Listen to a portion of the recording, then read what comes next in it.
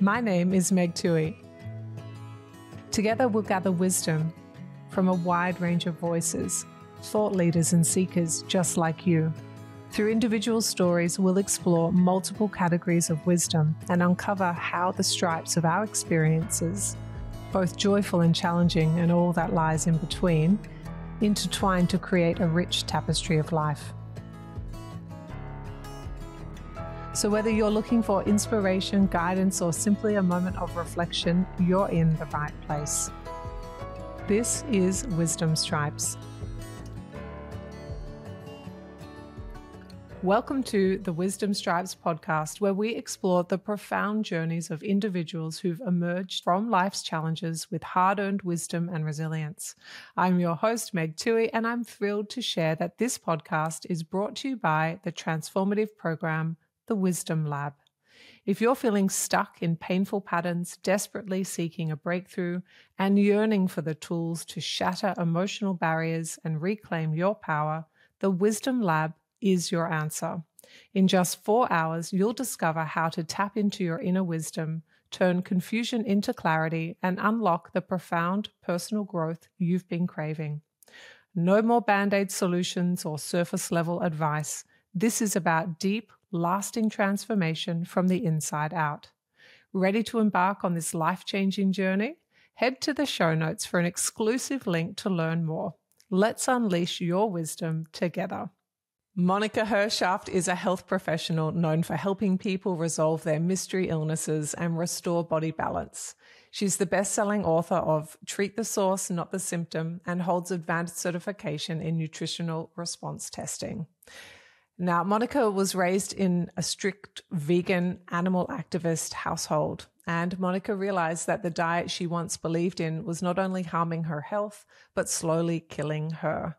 Today, we are going to discuss Monica's journey to wellness and how she is empowering others to do the same. Welcome to Wisdom Stripes, where we are your no-nonsense, fierce fairy godmothers turning pain and confusion into clarity and confidence. Monica, welcome. Thank you. It's so wonderful to be here. I am delighted to have you here. Now, we start with our heavy-hitting question, Monica. What is the wisdom that you would like a listener to come away with today? Where are we going in this conversation? Well, I'm going to speak to health because so many people give up because they can't find answers and they're told there's nothing wrong with them because their labs are normal, but they're struggling with chronic symptoms. And it's easy to be made to feel like it's in your head and nothing's really wrong. But I'm here to tell you, if you believe it's true, it's true. And you shouldn't give up, because I struggled for 10 years before I found the answers. And whatever your body got into, it can get out of. So don't give up, and make sure that you keep looking and you keep going to any person after person or program after program until you find the one that's right for you, because there is a way out and you don't have to live with anything that makes you suffer or struggle. Oof. Monica, we have a list of types of wisdom, and I can hear a lot in that already. There's this experiential wisdom, which is through direct personal experience and observations over time. I can hear that. I can also hear some intellectual and learned wisdom, which is through studying, contemplating, engaging with various fields of knowledge. And I can hear emotional and intuitive wisdom, which comes from understanding and developing awareness of body and emotion and self, and using that to guide you forward. Do you feel like that's accurate, or is there more wisdoms lining up for you apart from those in terms of your journey? Yeah, no, that sounds very accurate to me. Okay, well, let's start unpacking your wisdom stripes, Monica. So you mentioned you grew up in a vegan household. Can you tell us about your parents and your upbringing? Well, my mom just went along with what my dad said, because that was the generation, and they were from Poland, and that's what you did. You did what your husband said to do. And so my dad but let's start a little further back. My parents are Holocaust survivors. And my dad grew up in Warsaw, in the Warsaw Ghetto, and he witnessed a lot of atrocities growing up. And so when he was a scientist later in life, and he was living in the United States with my mom, he was assigned to assess conditions at a factory farm slaughterhouse. And when he walked in and saw the body parts and he could hear the animals screaming and the blood everywhere, it took him back to that time. And he said, I have to do something. And at the time, this was, when nobody knew about factory farming. And in the United States, people thought, oh, the cows are just running around happy and, until the day. And my father said, this needs to be brought out to the public. So he quit his job and devoted the rest of his life. And he's actually listed as one of the founders of the entire animal rights movement. Because he really started, him and PETA, they started together. And he did all the talk shows when I was growing up, and he started an organization that grew so huge that he was doing live events on each coast with thousands of people from all over the world, disseminating information and providing support to help people give up eating animals, for ethical reasons, and had nothing to do with health reasons, although that was a side bonus that it's supposed to be healthy. But, I was the only kid in my class that was a vegetarian. But anyway, so it was really more of a birthright, that we just didn't eat animals because of what our family went through. And that was what I understood as my reality growing up, and I saw my dad as this very powerful, very magnetic person who was shifting and changing the world. And he did. He did a lot of things that changed school lunches and that created national programs that are still in use today. And so it was very impactful and very inspiring to me growing up. That is such a backstory, isn't it? Yeah. And I might be skipping to the punchline, but you have built something almost or as big as the movement that your dad did. So there's a real intergenerational leadership, either gene or nurture experience, because you have led in a different way the same thing that your dad led for his own need to follow his own path. Yeah. Yeah, very similar. His is much bigger, but I'm definitely heading in that direction, and I want that for, my passion for helping people with mystery illness and mystery symptoms. And so the story was that basically when I was 34, I did a detox program that everybody was doing. It was very hip and trendy. And I got really sick really fast, and I couldn't understand why. And so I started going to different doctors, and, they kept telling me nothing was wrong with me and it was in my head. And then I actually ended up finding, I had never been to holistic before, but I ended up finding a holistic practitioner that was an osteopath. That's a medical doctor that looks at the whole person, the whole body. And that was the first time, I think that was about 5 or 6 years into the journey. And he found that my phase 2 liver function wasn't working because they ran tests that regular doctors didn't run, but they couldn't figure out why or how to fix it. And everything they tried just made me sicker. So I was starting to really give up hope because it felt like nothing I did was working. Nothing was going to work. This was my new normal. And I had to figure out a way to adjust to living my life like this. When I got to the point where I was too sick to stand up long enough to take a whole shower, I couldn't drive a car. I couldn't eat solid food, so how was this going to continue at this rate? So that's kind of where I was at the point. So if we could just circle to link the way that you grew up and the set of beliefs that you adopted from your family of origin, that is, what is the link between that and your mystery symptoms that we have a diagnosis for but no treatment plan for? Yeah, so I couldn't get a diagnosis. So it's a reading from a test, like a blood test result? And so then you have like a name of a thing that's not working. Is that what it is? Yeah, it wasn't a blood test. Nothing showed up in blood tests. Well, I'll just fill you in. So what happened was I couldn't get any answers and nothing was working. And so eventually down the road, which is a very long story, so I'll cut to the end, where basically it turned out that I had a severe choline deficiency.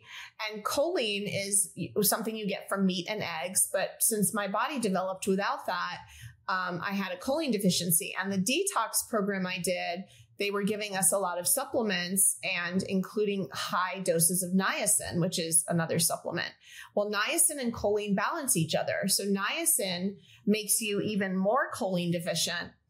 So if you're already choline deficient and then you're taking niacin on top of it, and so that wipes it out. And so what choline does is it not only affects your nervous system and your ability to relax and be calm, but it also affects your gallbladder and your phase 2 liver function.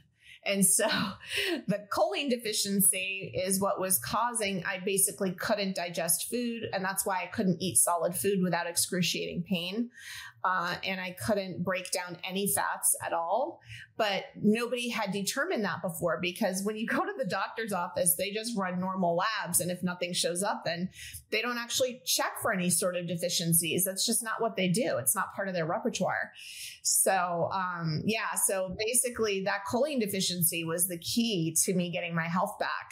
And so the person who found that said that they could not help me if I wasn't going to start eating animal protein because my body couldn't heal without it. And that's what started this whole trajectory into this next phase of my healing process. So choline deficiency, the symptoms and signs are low energy levels of fatigue, memory loss, cognitive decline, learning disabilities, muscle aches, nerve damage, mood changes or disorders. It sounds like it would be a mystery illness. It sounds like it would be tricky to figure out what it is, because those types of descriptions really could fit lots of different differences in blood-related measurements, but also other bigger symptoms or problems. Yeah, it's not really a blood test thing. So the problem is that I think I'm probably the only person on the planet who was born and raised vegetarian since the 1960s. It just wasn't a thing, maybe now they're doing it, but it wasn't something they would think to look for, because no one was raising their kids like that. So it made me a unique case. Can I ask, for my own interest, how do you measure choline? How does that actually get measured in a human? I don't know. Because the work I do, which is called NRT, we use muscle testing. And so in that technique, that's how we found it, because in the technique of NRT, there's a way that you can determine the priority organs in the body. And the priority organ that kept coming up for me was gallbladder, but nobody knew why. And the supplement in the protocol for NRT, different supplements relate to different organs in the body. And so there's 3 different supplements you can check for gallbladder, and one of them is choline. And that's, how that was found technically. But then when I researched it, I'm the one who figured out, oh, you get choline from meat and eggs. No wonder I'm choline deficient. And then further research that, because I also looked up, I Googled niacin and choline together and found out the connection between them. And that's when everything clicked. And I went, oh, they were giving me massive amounts of niacin. I must have already been choline deficient being a vegetarian my whole life. And then that made me more choline deficient. So then it all clicked. And I said, okay, this makes sense. I totally understand that rabbit warren that you went through. And I find it's 2024 and we don't measure those things in traditional ways. There's no unit of measurement for that. And yet I can see the order in which you went through. How extraordinary. Yeah. But, unfortunately in this day and age, most, the people that I've seen over the years have normal labs. That's why they would come to me, because this is a phenomenon that's growing where all these people, and so many people, are struggling with really severe chronic illness, chronic mystery symptoms, and they're not getting answers because they're being told their labs are normal. So a lot of them are ending up on psychiatric meds because the doctor says it's in your head if you take antidepressants or anti-anxiety meds. And that's how that happens. And it's super common. I was seeing about 50 to 70 people a week when I was in practice, and a huge majority, that was the story for all of them. You can see the pathway of what we haven't built yet as a holistic way of understanding the human body. And you can see the gap. I got it. I can see it. Yeah. Yes. Okay. Could you take us back to a turning point or an aha moment for you where you understood you needed to leave behind that infrastructure of beliefs around veganism, vegetarianism perhaps, and what it meant to your family? And tell us about what it was like where you realized you had to change direction, like completely 180 away from where you came from. Yeah, it's interesting because there's the technical element of it, and then there's this almost a spiritual element of it. And I have to say, because for me, it was what I call an ethical dilemma, right? Because it's like me or the animals. Because at this point, I was not very functional. I couldn't work. I couldn't drive a car. I couldn't eat solid food. I couldn't live any kind of a normal life. It was that bad. And the skin was coming off my face and bleeding. I had heart palpitations. I was sleeping about 2 hours a night, if that, for years. And I was just felt crazy. And I was getting so skinny that it was just dangerous at that point, because it was so hard to eat, because it was so painful to eat. And I still, in that condition, was being told by every medical doctor that nothing was wrong with me. And I was like, this is not in my head. Like, look at me, And, so when I saw that one person who said they couldn't help me unless I started eating animal protein, it weirdly didn't shock me, because I knew that was one thing about me that was different. And every doctor I went to prior, I would ask them, do you think it's my diet? I'm a vegan. And every one of them said, diet doesn't matter. It doesn't matter what you eat. It's irrelevant. And it just didn't feel right to me. So one of the things I want to communicate that I think is important for the listeners, and this was the biggest lesson I got, this is an even bigger wisdom stripe, was to trust what I know to be true. Because we have a tendency, if someone's wearing a white coat, that they know better. And if they say nothing's wrong, nothing's wrong. But it wasn't just the doctors. My parents didn't believe me. My friends didn't believe me. And I was losing friends after a certain number of years because they got tired of it, because they felt like I was making it up. And I was so brokenhearted from all of the loss of everything that made me who I thought I was. My friends, my work, my social life, how I looked, that got taken away. It was just everything that made me who I thought I was gone. I had to completely be a naked shell inside of a meat body.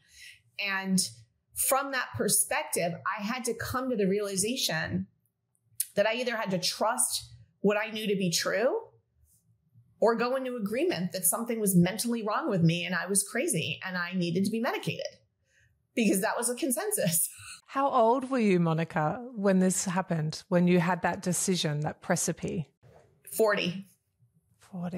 That is like a real pivotal life moment, isn't it? Like, will I go into what others are suggesting is where I fit, or will I go with my own internal wisdom and use that to do a quest? I'm going to walk myself forward, and I don't know where I'm going to end up, but I do not belong in this space, so I have no alternative. That's what I'm hearing. Is that what it was like, or was it different?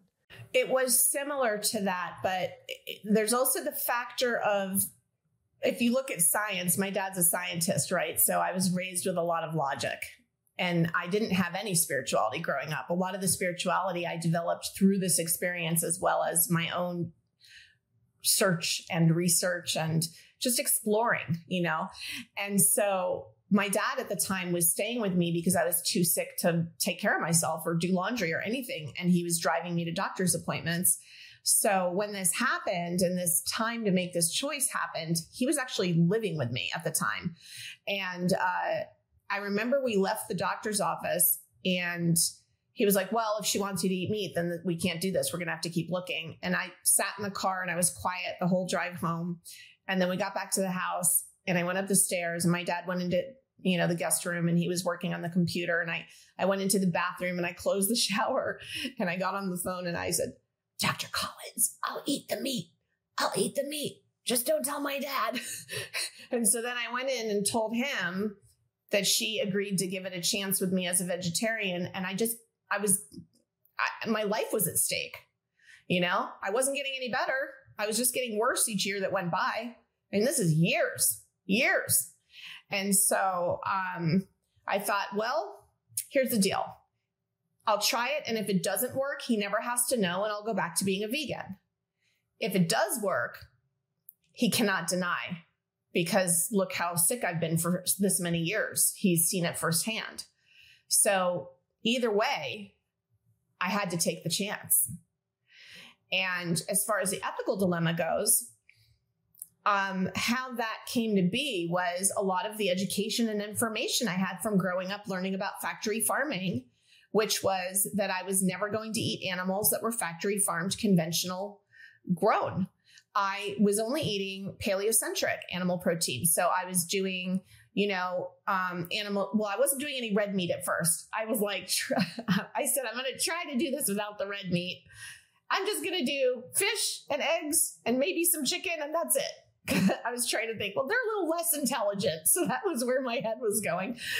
And it was really challenging, but I did choose only animals that were not being tortured in the factory farming system, meaning that they were small farms where they were raised out in the grass and they were treated humanely. And then they do what they call humane kills, which I know is an oxymoron, but it's better than what they were doing at the factory farms. So that's how I came to peace with it. I chose my eggs that way and my fish was wild caught. And that's how I chose all of it. And then eventually that got me like 50% better. But then I went to another doctor and he said, if you don't eat red meat, you're never going to get the rest of the way. And I was like, oh. So I said, well, I'll try. If it doesn't work, then I won't do it. And that was really hard. And boy, did I get better fast. It was unbelievable when I started incorporating the red meat. It was like a level of life that came into me that I'd never experienced in my entire life. So at that point, I had to figure out how and when I was going to tell my dad. So I have a couple of questions. Is it because of the sentience around red meat, like their greater intelligence, that made it so hard for you? As in, it sounds like that was like a mental and emotional massive wall you had to climb over or scale through, like a jungle. Yes, because I grew up, and I grew up watching the videos because that's what my dad did for a living. So I saw all the videos of how they got slaughtered. I had images in my head, I went to demonstrations with him as a child. I knew exactly what happened to the animals. So that's exactly why. The other question I was really curious about is, I'm a parent and perhaps you are too. We can understand theoretically when you have a child who is not doing well, that you would want that child to be healthy or, able to live the best possible quality of life. And I'm really curious with your dad, when he saw how ill you were and the doctor was like, I want to try your daughter in this way. And he was like, well, we have to find another way. What was that like for you? Did you feel like you were in some kind of center of gravity where you're being pulled from two places, or do you think he felt that way? What was that like? I mean, I was already an adult at this point, so I'd already lived away from home for over, I moved out of the house when I was like 17. So at this point I was almost 40, so it wasn't like a parent-child relationship in the same way, because I'd already been an adult. I'd been married and divorced. I'd had my own life. I ran my own business. So it was very different than you having a child that you're taking to places, you know? So I was used to making my own decisions and not caring what he thought about it, you know, in terms of, you know, being an adult. But the eating animals was something that I felt that way about, because not just because of the way I was raised, but also, and not just because my family came from that background, but also because I'd seen the videos and I didn't want to eat them. You know, I was raised that way, but I also made that choice as well. Do you feel like your dad was caught between his beliefs, and because he has the context of the Holocaust survivor and then the slaughtering and then his life's work, and then he also has a great love of his life, which is you, his daughter, his beautiful daughter, and those two things coming together? What was that? Do you feel like it was easy for him? What happened? Yeah, because he didn't believe it. He still doesn't believe it. He does not believe that you need to eat animals. And so we've had to agree to disagree. And he just doesn't believe it. So there's no other way to explain it. He just, you know, he doesn't agree with it. He just doesn't agree with it. He just doesn't agree with it. And so in the beginning, it's funny you bring that up, because in the beginning, he was like, how much longer are you doing this? Like, when are you done with the eating animals thing? Is this another 6 months? Like, what's the plan? You know? And I was like, no, this is forever. I'm never, ever, ever not eating animals again. I'm never going to take the risk. And also at this point, keep in mind, I was training to become a practitioner. So I was learning a lot about the nutrition and how it affects the body and why it got me my health back. And I was starting to work on patients. And so I was like, no, this is it.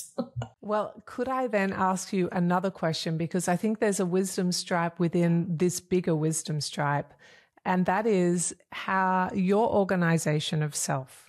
So a dad who agrees to disagree and a daughter who can also do the same, that's quite wisdomy. That's quite stripey, Monica.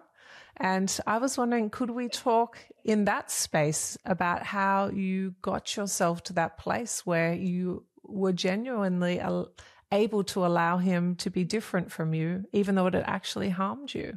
That wasn't new for me at all. I mean, my dad's very well known for his eccentricities. So, you know, this is not news. My dad's always been different than I am or than any other dads are. And I was used to that. So that wasn't, you know, a new phenomenon for me. I had learned at a very early age to separate and define my own thoughts and feelings because, you know, we were just very different. That's very powerful, Monica. I'm going to slow you down because you said something that many people spend a long time walking towards, and it sounds very natural for you that you are able to do it very sort of even gently with yourself. Do you think we could slow down that and do just a minute or two of reflection around how did you separate from him and allow him to be him and you to be you? Because this feels like magic. You know, the gold lining. I don't know. I think it was something I developed at a very young age. And it just felt natural to me. You know, he's always been a little different. And I, you know, at some point in time in my life, like as I was growing up, recognized that he was different and created that separation out of, I would guess, I don't want to say survival because it wasn't really survival, but it was more for sanity. You know, I just recognized that he was unusual and not necessarily in the best way. He definitely did not, you know, he's very loyal. He's a very loyal person and he would never give up on me, which is great. But he was also extremely controlling and he was very critical. So in order to develop my identity and my sense of self, I had to separate from that because it was destructive. So I feel like I developed that in like probably in elementary school. I mean, really young. That's quite a protective factor that you've been able to do for yourself. I'm, of course, really curious in it with my background. My one last question in this topic, Monica, and then we'll keep going. It is really around, do you think maybe you have a similarity to him where he was, and it's expressed in a totally different way? So there's a lot of similarities, and I'm proud of the things that are similar between us. I love being a disruptor and thinking outside the box and, making an impact and all of those things. But, it's kind of like what a lot of people said about Steve Jobs, or Charlie Trotter. I don't know if you know who he is. He was a famous restaurateur. I think some of the greats are just a little off, and maybe they just don't know how to necessarily treat people in a certain way. I don't think he was ever a bad intentioned person, but, I knew that I had to separate from him in that way in order to be okay, just as a person, because he was,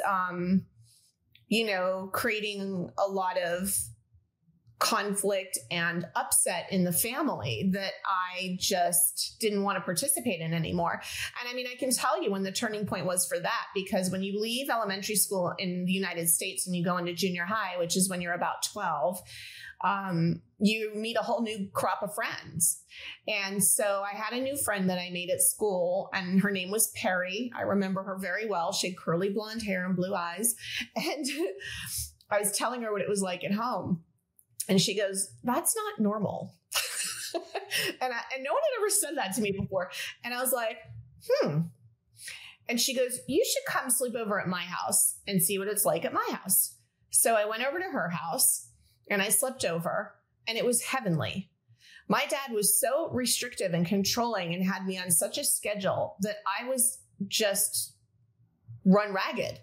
I had to excel at everything. I was straight A's. I was the best athlete. I was taking violin. I was taking piano. I was doing ballet. I was doing gymnastics. Like, it was just insane. It was almost like all the time he lost in the war, he was putting into me and wanted me to be this like super person. And I didn't have much of a life outside of that. So, when I went to stay at her house, and her mom, this is the 70s. It was flower child era. So her mom, there were no computers. There was no way to track people. Her mom said, you can just move in here and you can just tell your parents you're okay, but you don't have to tell them where you are. And I went, So I told my mom, and I said, "I'm not living with him anymore. And if you want to move out and get your own place, I'll come live with you. And I'm fine, and we can talk on the phone, but I'm not staying here anymore. I'm done." And I moved into Perry's house. So that was like, I think, where that happened. That was that turning point. That's so full of leadership, Monica. Do you feel like that leadership is something that you have nurtured and has really facilitated the rest of your life? Yeah, I mean, there were a lot of habits I had to, and it's always a work in progress, that I had to kind of redefine, because I did take on a lot of aspects of his personality that were controlling and a little mean and a little condescending that I'm still working on. It's a work in progress, and he's working on. He's always working on it too. He's trying to be more conscious of the effect he creates on others. But it's hard. I think, it's also an intellectual understanding on my part as an adult of this person went through a horrific trauma and was in the Holocaust and was constantly almost getting killed frequently, and lost his parents. And then his mom showed back up again. He was in an orphanage after the war in Italy. I think he was around. So the war started when he was 5 and ended when he was 12, which is when you're developing your identity and your personality. So he was in a Catholic orphanage, being raised as a Catholic at the age of 12, and told his parents were killed. And a year into being in the orphanage, my grandmother found him. Now, there's no internet, people. Like, she had to go on foot and by train from city to city to try to figure out where my dad was. And this is a woman who had to give herself an abortion during the war because she got pregnant and there was no way you could have a baby during the Holocaust. She was a tough broad and she had kept them alive. But it took her a year and she found my dad in Italy. And there were moments where if she had gotten there 5 minutes later, she would have never found him, kind of situation, like along the path to discovering where he was. And she showed up at that orphanage. It makes me cry every time I tell this story. At 10 o'clock at night, pounding on the door, and they let her in and she explained who she was. And they went and pulled my dad out of bed and said, a friend of your mother's is here to see you, because they were scared to tell him it was his mother. And he walked out and there she was. Can you imagine? Yeah. You know, he was so little. So I have compassion, you know, and he did his best, but he was damaged and he was angry and he was, you know, rightfully so, enraged at what he had to live with. So, you know, he's a work in progress. And rightfully so. And that mother's love. Yeah. I learned a lot from her too. You know, before she died, I really got to know her, and she was a tough broad. She was very inspirational. You know, the story of how she got them through the Holocaust is absolutely astonishing. It's so good. Steven Spielberg wanted to make a movie about it, and my dad wouldn't give up control of the story. But that's how good of a story it is. That's extraordinary. Now, my question is, we have a really strong grandmother figure and a really strong dad. Where was your mum in this journey, and how did she feel about your choice and your journey and your decisions? What's it like with her? I don't know what it was like for her. My mom has always been the child in the relationship, so I never felt a parental feeling from her. Maybe when I was very little, like when she would take me to ballet, and I think when I was very, very little, she felt like a mom. But around the age where all of that stuff started to happen, which was not that long after my dad left his job and started the animal rights movement. So she was very victim-y. So there was a lot of taking Valium to deal with her feelings, sleeping a lot, migraines. She was working 2 jobs also. I don't remember feeling that presence with her. And I remember feeling a neediness from her that made me very uncomfortable. So, I mean, I'm the one who got her out of that situation at 12 years old. She couldn't do it by herself, you know? So, you know, we did not have very much of a relationship because she also was damaged by the Holocaust, but in a different way. My dad became very strong and resilient and a mover and a shaker, and I want to make a change and I want to impact, you know, I want my experience and my survival to mean something. And my mom leaned into being a victim of what she went through, and everything in her life was around her being a victim of what she went through. And she did become a social worker, and she did work helping people, which is wonderful. She did wonderful work as a social worker. But my memories of her in my young adulthood and my teen years and throughout most of my life has been more so of a person who has unreasonable expectations of others and is needy and victim-y and self-righteous and entitled and critical as well, but in a different way. And I just, you know, didn't really, you know, I don't know. We weren't not in touch, but we weren't, you know, I didn't open up and share things with her or anything like that. And then she really started having a lot of dementia hitting. I'm now looking back. She has very severe dementia now. I feel like her dementia started probably in her 50s or 60s. Now that I'm looking back, now that I know her condition now, I'm going, oh, okay, now some things are making sense. So I really think she started losing her mind pretty early. You know, when you describe your parents, I sort of see like a big wave for your dad, like over the top of you. And your mum sort of feels like an under pull. So it's like you've got an over and an under at this. Yeah. And like both of them are, one's too big and one's too small.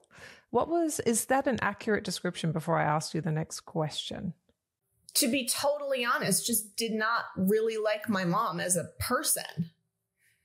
You know, I mean, she's my mom. I love her. She's my family. Of course, I'm there for her with what she's going through now. I just am not crazy about her as a person. Like, you know, whereas I actually enjoy my dad. I enjoy spending time with him. I find him funny and interesting.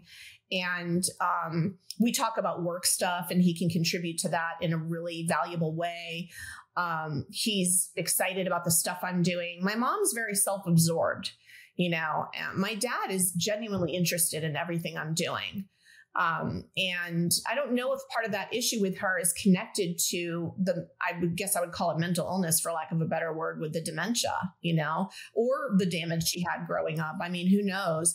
I just am very intellectually conscious that they both went through a horrific experience at a very young age. And you know, I was raised by two damaged children in adult bodies who didn't know what the hell they were doing. And, you know. So then let's try and tease this other wisdom that you clearly have, which is you have, in my words, an over parent and an under parent, and they had pros and cons, and you love them as parents, and one you get along with better than the other. How did you find your way so that you weren't too over and you weren't too under, but you found your like Goldilocks zone, your leadership, yourself, your wisdom, your walking? How did you get to there when you look at the over and the under? Yeah. So that happened when I was 12. That turning point when I went to live at Perry's house, and then my mom eventually left and I moved in with her. Once I moved in with her, I was already changed. I knew I had to stay with her because I was a child, but I was already changed. So I had already disconnected from anything that either of them could say or do that would impact who I was as a person. I had developed my own separate identity at that point. I had this realization that something was wrong with them and that I needed, and that allowed me to disconnect and create my own persona separate from them, which is what brought me the peace. Well, what a gift it was for Perry and her family to offer you a literal place where you could develop that at your own pace and your own time, and perhaps with their modeling of what other families look like. I mean, it wasn't ideal. They were smoking pot every day, but it was a very free environment. You know, it was 1979 or 8 or something. But I have to say, I do wonder sometimes, like, well, I wonder where she is these days. And, you know, I do think about it every once in a while. And I do a lot of meditation. And sometimes, especially when I do podcasts where people talk about my background and stuff. And I do think about it and wonder, wow, she probably has no idea the impact that had on my entire life, you know? And you never know the impact you're having on someone's life. You never know. But that, you said yes, and she offered, and you had a literally opposite end experience for a period of time. And in doing so, you sparked your mum to leave so that you could then rejoin her. Like the level of impact and leadership you showed as a high school student, that's really wisdom. That's junior high. Junior high. That's like inner wisdom at its finest. You literally followed this thin thread. When you look at the thick threads of your family and you were like, I can't do those threads. I'm going to do this one. That's extraordinary, Monica, at 12, to be able to follow that wisdom. I mean, I do feel like, and especially in the work I do, and as I'm getting to understand people and humans, and I feel like so much of life is avoiding pain, you know, and not consciously like, oh, I'm trying to avoid pain, but it's every living being. I mean, animals, all of us, we don't want pain, right? So I think an opportunity came up, and it was the first time I saw a way I didn't even know I was in pain until I got out of it, right? Because that was my normal. So when I saw what it was like to stay at their house, and I felt so much relief, I didn't know that I needed to feel relief until I did that. So I think for me, it was like, I don't want to go back to feeling that yucky feeling, that pain feeling. So how do I keep feeling like this and not have to go back to feeling like I was before, where everything I did was controlled. I mean, the amount of toilet paper I used was controlled, the amount of bath water, every little aspect, like everything. I had a chart I had to fill out every day, you know, and just getting the relief from getting free from that, you know, was just me trying to avoid pain. Yeah. And because this is my waggy finger, Monica, it is done with such love, but it's a bit protective of you. It wasn't just avoiding pain. You followed your internal wisdom. You followed your internal prompts and you did the unthinkable. You literally made it happen. And then from there, you led a revolution in your family and in your life. And you haven't stopped. And that relationship with self is just so wise. Now, I have one last question for you, Monica. I could talk to you all day. I'm having a great time. What remains unresolved for you? What remains unresolved? Are there particular scars yet to heal? Do you have similar issues come up for you in different forms? Do you kind of understand? Because we never get it done. So you've done so much. There's always more. What is left for you to do, or what's your next quest, your next frontier, your next journey? Well, I'm going to answer that on two categories, one being personal and one being work. There's so much I want to accomplish. And my dad, as an inspiration for everything he did, is what keeps me going, to be able to create events that create a huge impact and educate and inspire and motivate and empower people with mystery symptoms and mystery illness, and to be able to create more of an influence and more of spreading awareness, spreading education, helping people to not feel powerless and like they don't have a choice and like they have to take psychiatric meds because it can't be physical, it must be in their head, and all of the things, right? So I definitely have huge goals with that and much more that I want to do that has not been healed for me yet, because I know that I went through that experience so that I can help others. And I made a vow that I would if I ever got out of it. So it's a huge thing for me. But the other thing on the personal level is that I weirdly am noticing and very conscious of those patterns that are repeating, in the sense of my dad kept me on this schedule where there was no room for anything else. I still do that. I still don't have time for myself and for friends and for relationships. And I am working on creating that balance and giving myself permission to do that. And it's so funny because, you know, even when I think I'm about to make the time, other stuff comes in and I say yes. You know, I mean, I'm here right now because I said yes. I mean, I'm very grateful that you said yes. So that has worked for me, but I am sad for you, or I'm at least acknowledging for you that something else could have happened rather than you being here with us today. Yeah. And that's your sticky point. Yeah. And that's what I'm working on. I mean, I think it's really important. There's something to every time, and I don't know if this is true of other people, but every time, my birthday's next week, and every time I have a birthday, I get very reflective on how far have I come? Where do I want to be next year? And I definitely, I guess I'm experiencing a frustration with, you know, not having made the time to create personal connections and, you know, have downtime, because when I'm not working, I'm recovering from work, you know, and then I don't want to be around people because I'm burned out. So I'm very conscious that that is a work in progress. And I am in the process of pivoting with my work so that I can create more freedom and be able to have that. Because we never get it done, Monica. We never get it done. So that brings us to the end of what has been an incredible conversation. Monica Hershaft, author of Treat the Source, Not the Symptom. And I am so glad that you came here with us today and you spoke with us and shared so openly and so beautifully all of your experiences. It was so rich, and you were such a great leader and teacher and advocate of following your own path. I think all of us will learn from that, and I'm really grateful for your time. Thank you. Thank you. It was such a pleasure. That was Monica Hershaft, author of Treat the Source, Not the Symptom. She took us through her journey from animal activist and vegan family to realizing this lifestyle was literally killing her. She stepped away from her strong beliefs and in some ways her family and towards her own intuition and health. Monica, thank you for joining us on Wisdom Stripes today. I have so enjoyed getting to know you and your experience. Come back next week where we speak to another guest on Wisdom Stripes, where we are your no-nonsense, fierce fairy godmothers, turning pain and confusion into clarity and confidence. Subscribe to Wisdom Stripes wherever you get your pods and follow me at Meg Tuohey Official on Instagram. Thank you for listening to this episode of Wisdom Stripes. Follow me on @Meg Tuohey Official and leave a comment and review.